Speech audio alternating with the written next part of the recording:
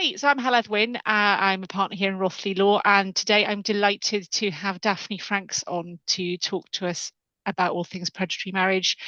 And Daphne, I'm just going to ask you to introduce yourself and have the floor. I heard your story recently and I was blown away, and I really want to just let other people hear that. So over to you. You. I'm Daphne Franks. I'm a teacher by background, and I used to teach in schools for a number of years. But for many years, I taught at Leeds Medical School. I'm not medically trained at all. My background is in English and drama, but I taught all the non-clinical topics, such as principally communication, but also patient safety, teamwork, leadership, that sort of thing, and a little bit of safeguarding. But it wasn't enough for me to prevent what happened to my mother back in 2015. So my mum was a widow and she died at home on March the 26th, 2016. She was nearly 92. She had advanced vascular dementia, which is a key point, and terminal cancer. The day she died was Easter Saturday, and everything went quiet over the Easter weekend. And then, when everything opened up again on Easter Tuesday, we got a phone call from my mother's doctor, and he sounded really worried. And he said, Daphne, did you know your mother was married? And that was when the absolute bottom dropped out of our world. We immediately thought, well, how could he have done it? We just couldn't understand how he could possibly have done this because she had a 5-year history of diagnosed vascular dementia running all through her medical records. And it was very easy to tell as soon as you met her that she did have vascular dementia. Um, the time of the wedding, she could, she would recognize me. Um, she knew I was someone she loved, but she couldn't have named me. And there are two other really key points as that how on earth did he do it? We lived next door, and actually it was closer than next door. My parents had had a house built in the garden of the old family home, which had a very big garden, and we had bought the house from them in 1999, and they lived in the house at the bottom of the garden until my father died, sadly, in 2008. After that, my mum was on her own, but she wasn't on her own because we really were like one family spread over two houses. We just went in and out of each other's houses whenever we liked. We didn't have keys. Well, we had keys, but we never used them. Though we just left the doors open during the day and just went in and out. And I saw my mother, 5, 6 times a day, and she would just come in the house or she'd be out gardening. She was always out gardening. She was a very, very intelligent woman. She was from Barrow-in-Furness, which is at the bottom of the Lake District, little industrial town. And at school, she was incredibly academic. And there was one scholarship to Leeds University, and my mother got it. So that's where she went. But at the same time, she was very, very sporty. She was being coached for the Olympics in Barrow-in-Furness swimming pool. But unfortunately, the Nazis put a stop to that. It was wartime and they dropped a bomb on the pool, which put a stop to her Olympic ambitions. But at Leeds University, she carried on with her sport. She swam all the time. She swam in the sea until she was 90. And she also was captain of Leeds University hockey team. She did very well at Leeds, and when she graduated, she went to London and became a journalist for a couple of years. She'd edited the student newspaper at Leeds called The Griffin, which is still going today, and so it was a natural development, really. But she'd met my father, who became a pharmacist at university, and she came back after a couple of years and married him, and they lived in Leeds thereafter. And they had two children, me born in 1956 and my brother Michael born in 1965. He lives in Amsterdam and has done for many years, but we're very close. And in fact, the whole family's going over to see him and his family in May, which will be lovely. So after my dad died, my mum was lonely with the best will in the world, even though we saw her all the time and every day. And She was diagnosed with dementia in 2011. I noticed she was getting much more forgetful, but also showing some personality changes, which, because of my work, I knew were characteristic of dementia. So she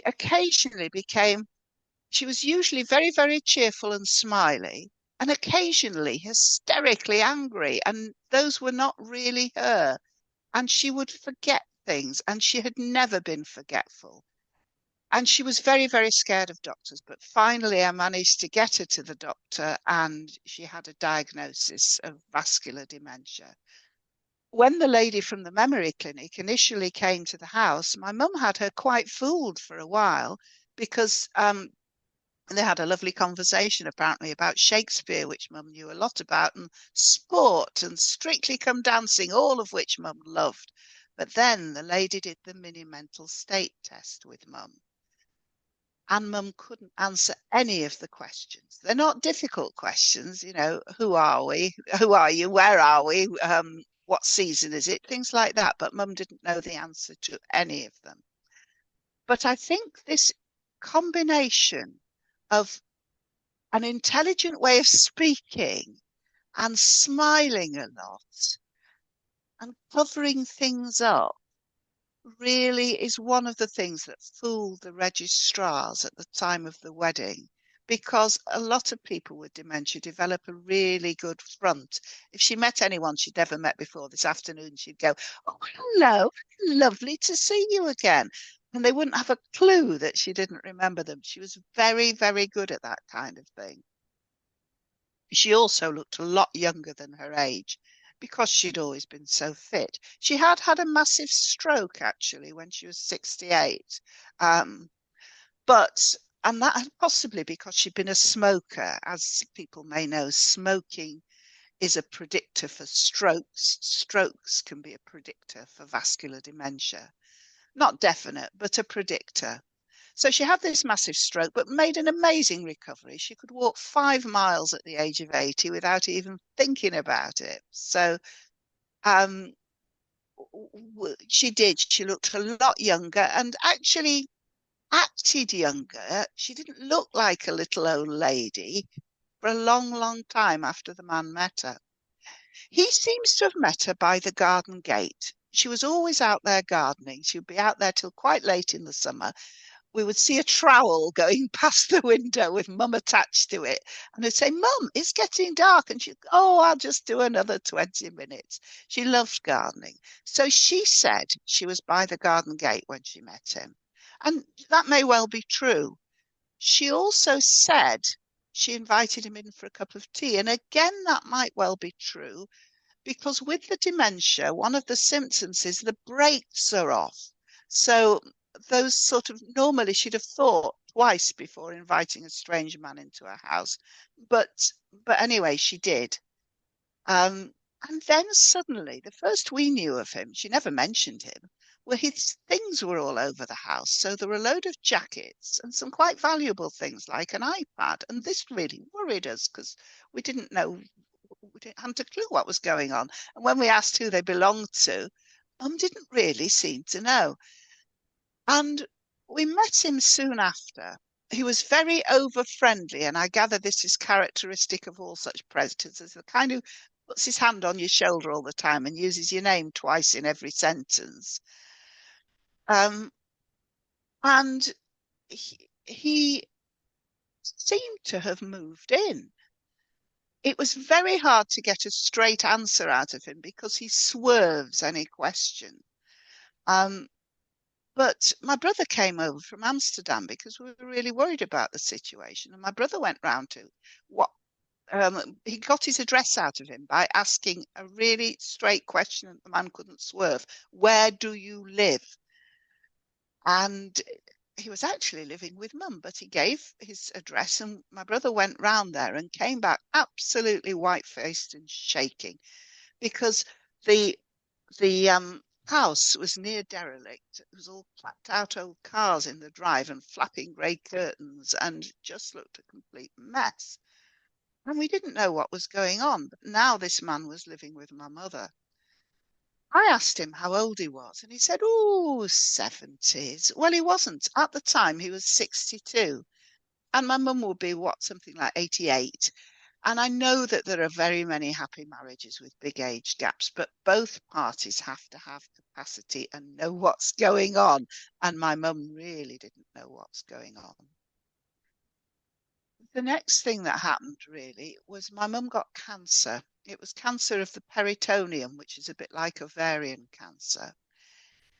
It was very difficult, but she had a course of chemotherapy and made a very good recovery initially. At the time all this was going on, the man was gradually becoming colder and colder and more controlling to the family. And he took mum in his car to all the relatives in mum's address book because he had the address book. And he said to them all, "Oh, well, the thing is, the family aren't like what you think. Daphne's not like what you think. She never sees her mother," and various things like that. He did his absolute best to turn them against us. Thankfully, it didn't work. We went to the police at some point because early on, because we were really worried.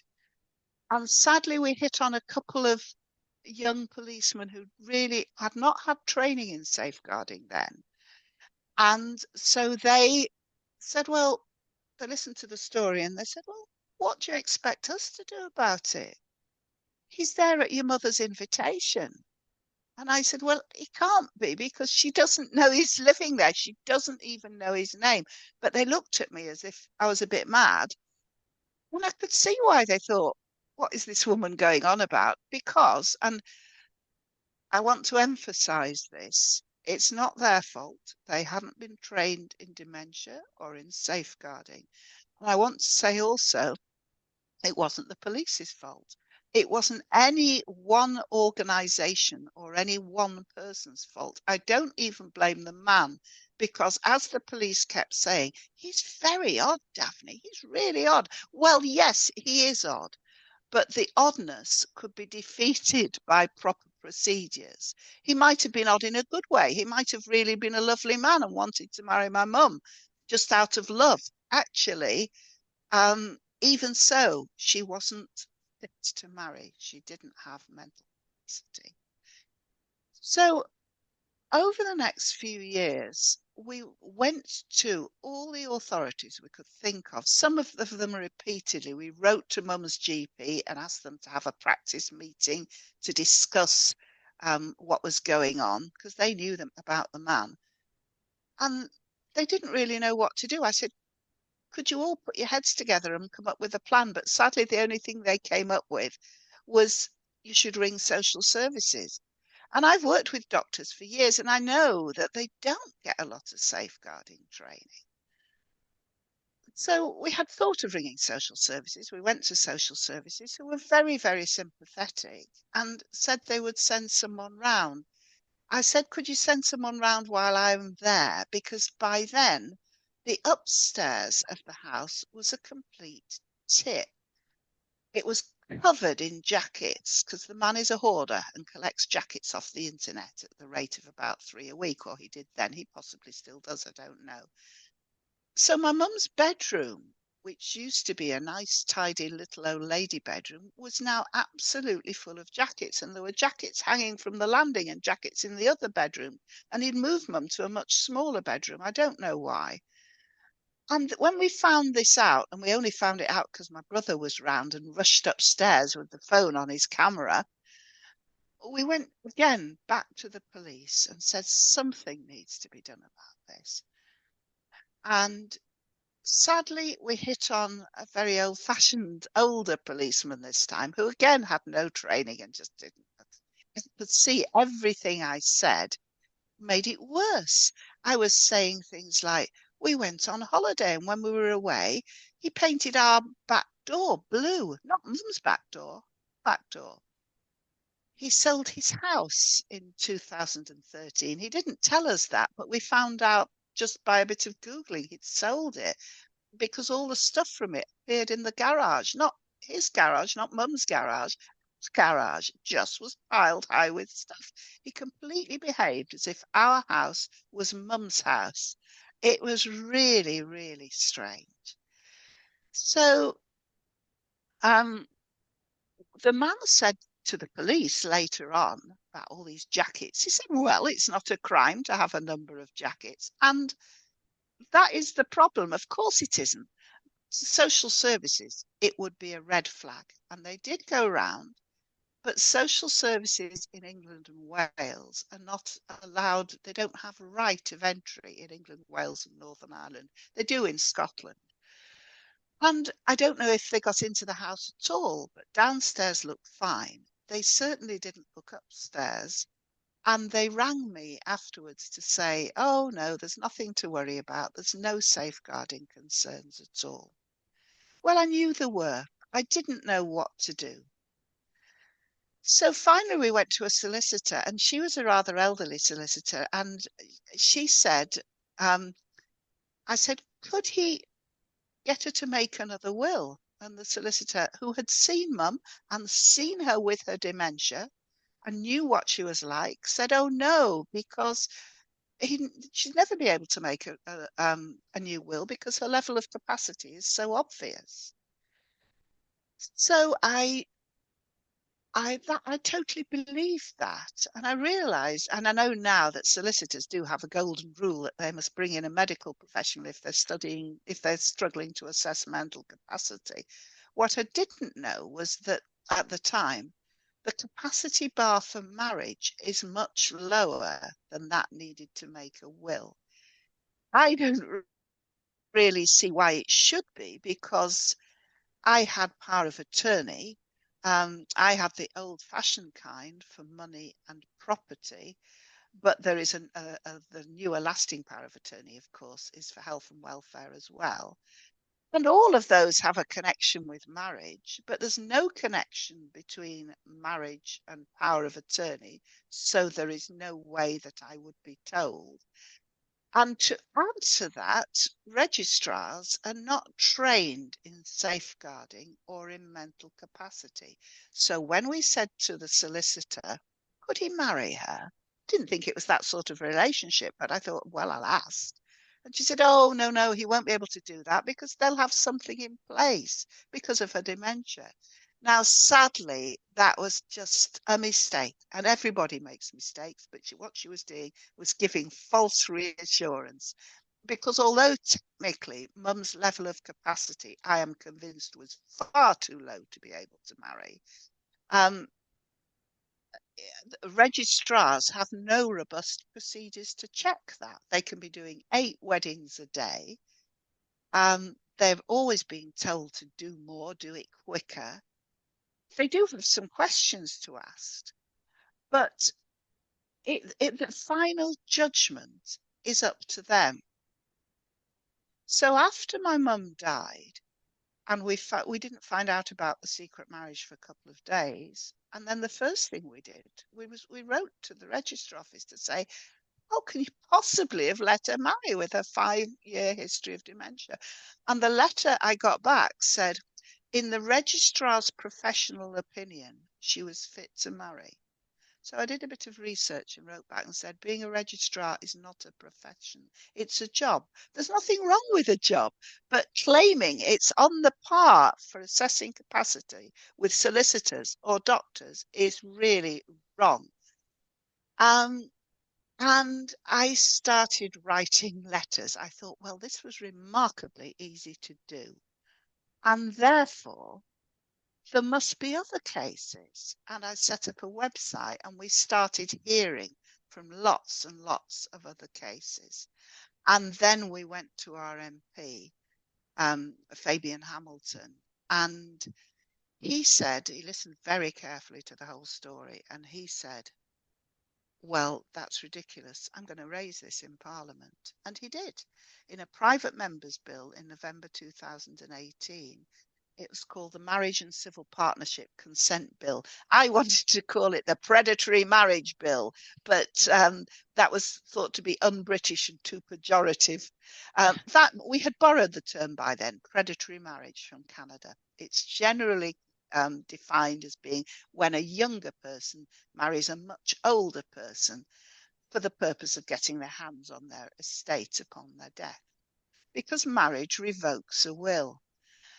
And I suppose that is, to me, a really important thing. I happen to know that from my work, but when I started campaigning, I found that hardly anybody knows that marriage revokes a will. And sometimes if people say to me, yeah, but everybody knows that, because solicitors know that, of course they do. Registrars, I don't know if they all know that. I don't know if the registrars who conducted the wedding knew that.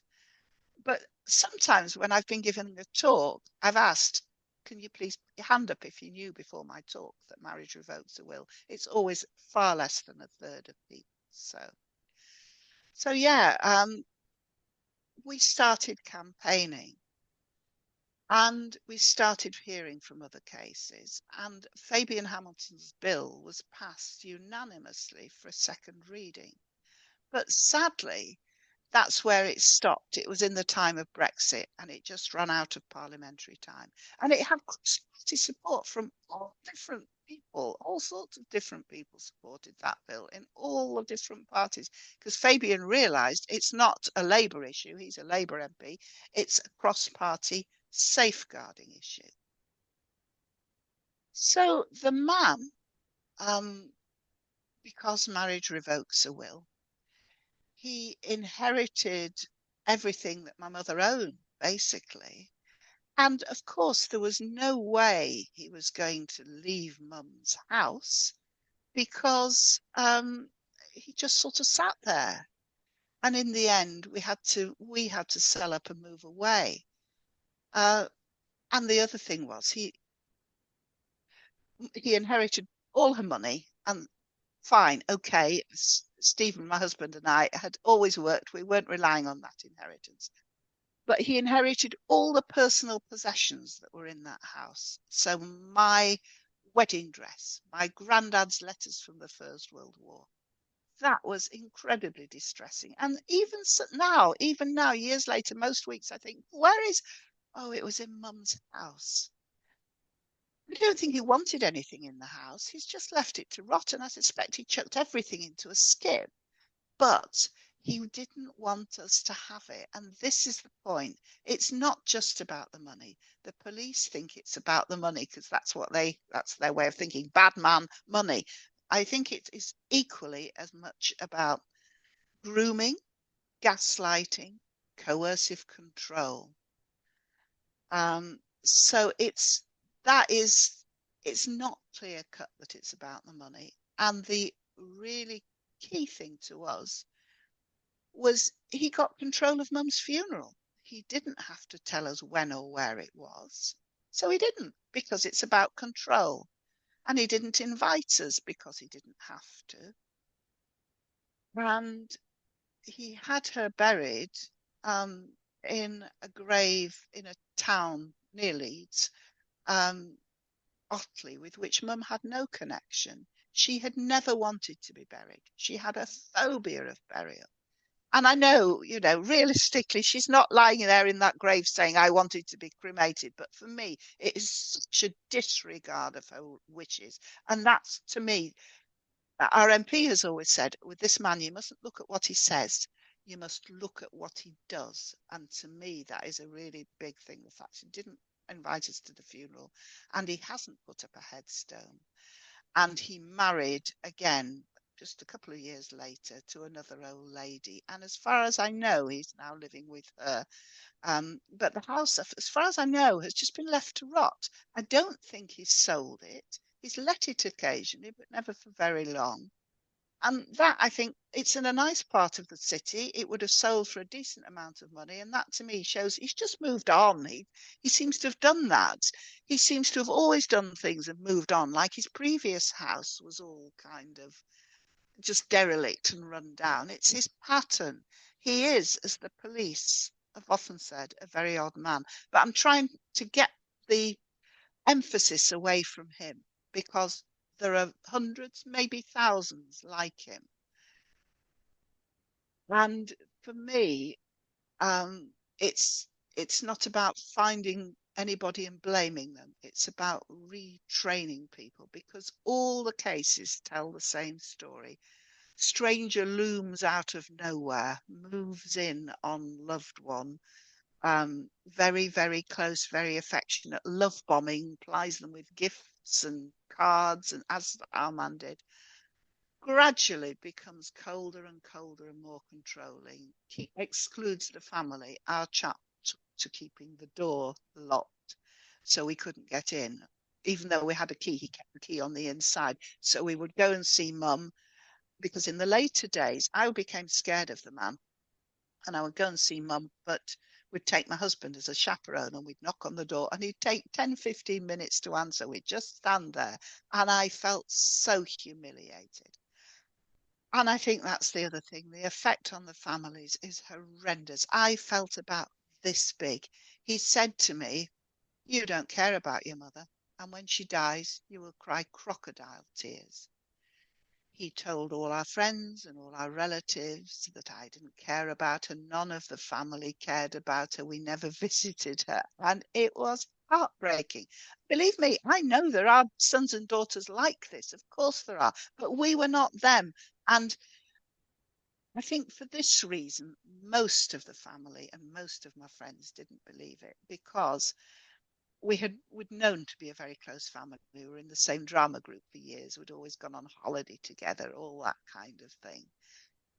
Um, so the campaign has made a lot of progress, I'm pleased to say. Predatory marriage is being used as a term nationally now. I'm forever seeing solicitors writing about it, which is great. STEP, the Society of Trust and Estate Practitioners, is having a Spot the Signs campaign of financial abuse. I thought, what can I do about this? I can talk about it because I was a communication skills teacher.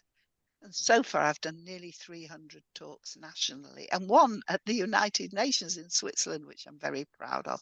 And other places, I'm really proud to have been asked to go to, like Scotland Yard, for example, to talk to solicitors, police, registrars, all of whom have been really sympathetic. The only ones who haven't been were the ones who conducted the wedding. And I can see why, because they're feeling very defensive about it. So when I said to them, the man didn't even give her a new wedding ring. She was wearing my father's wedding ring on the day she died. And they said, well, you don't have to have a new wedding ring when you got married. And I was just, oh, for goodness sake. She couldn't answer many of the questions at the wedding. But the man had told them before the wedding that mum was very old, true, very deaf, true, had had a stroke, true, was terminally ill, true, and was very forgetful, all true. But he never mentioned vascular dementia, and because they're not trained, when she couldn't answer some of the questions, they just waved it through. The police tried to prosecute for forced marriage. That would be the crime, antisocial behaviour. But the case failed when it got to the Crown Prosecution Service. It is forced marriage if you marry someone who lacks capacity to marry and you know it. But apparently the letter from the registrars saying, well, she couldn't answer some of the questions, but we went ahead anyway, and it says it in a lot more detail than that. Apparently that's not enough. They need video evidence or audio evidence. And there isn't any video or audio evidence because it isn't kept at marriage. And so therefore, there have been no prosecutions for forced marriage with dementia. So we have an unworkable piece of law. One last point I want to make is the Law Commission has had a consultation into predatory marriage and whether marriage should continue to revoke a will. The results of that should be published in April 2025. I think it was supposed to be a bit earlier, but I think it's been postponed to April now. I am hoping they will make some proposals for reform. I'm not sure will they as whether they will go as far as stopping marriage from revoking a will.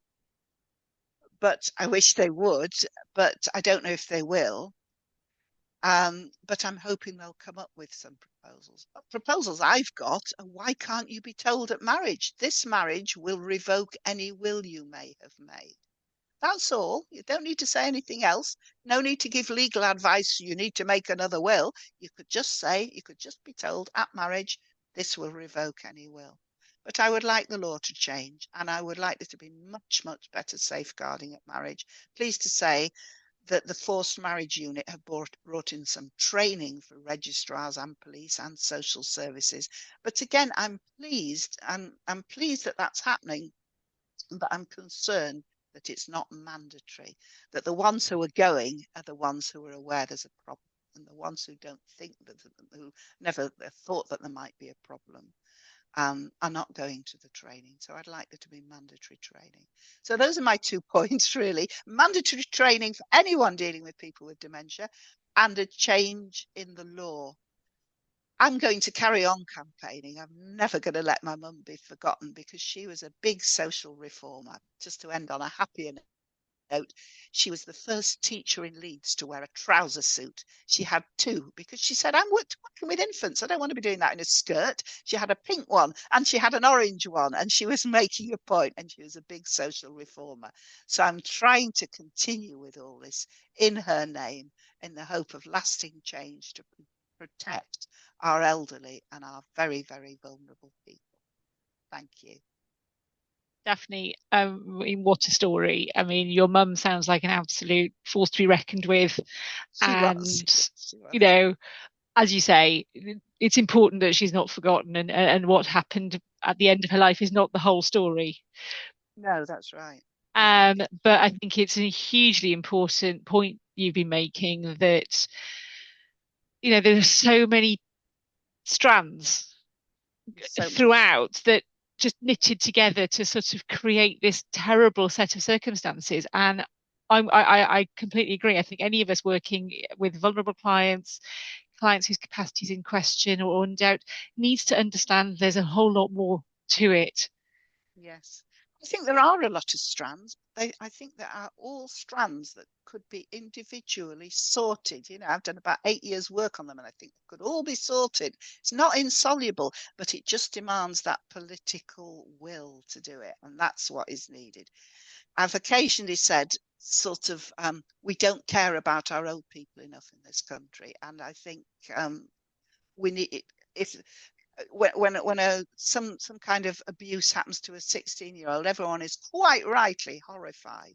But we need to be equally horrified when it's an old person who can't tell their own story, I think. Absolutely. And thank you for telling your mum's story, because I think it is Thank you. hugely important. And I'm very grateful for you coming on and telling us all today. So thank you very much. Thank you.